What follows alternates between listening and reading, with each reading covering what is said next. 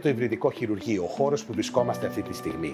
Ένας μοναδικός χώρος όπου συνδυάζει τα πλεονεκτήματα ενός αιμοδυναμικού εργαστηρίου, όπου πραγματοποιούνται ελάχιστα παρεμβατικές μέθοδοι, αλλά ταυτόχρονα μας δίνει και την δυνατότητα ανοιχτών χειρουργικών επεμβάσεων εξαιτίας του άσυπτου περιβάλλοντός του.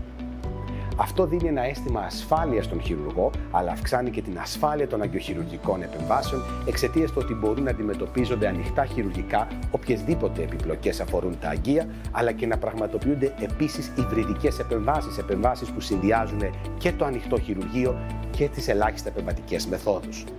Τα πλεονεκτήματα του υβριδικού χειρουργείου όμως δεν σταματούν μόνο εκεί. Ο χώρος αυτός είναι ένας χώρος όπου η τεχνολογία έρχεται να βοηθήσει τον χειρουργό και να αυξήσει ακόμα περισσότερο την ασφάλεια και την ποιότητα των υπηρεσιών μας.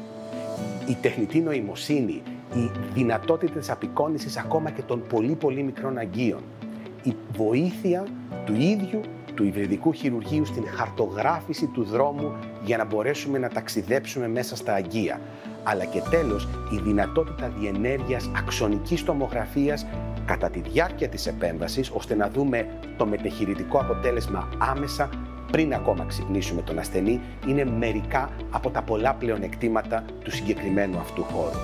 Το συμπέρασμα είναι ότι το υβριδικό χειρουργείο έρχεται να αυξήσει την ασφάλεια των αγκιοχειρουργικών επεμβάσεων, αλλά και ταυτόχρονα να βοηθήσει τον αγκιοχειρουργό να επιτύχει το καλύτερο δυνατό διαχειρητικό αποτέλεσμα.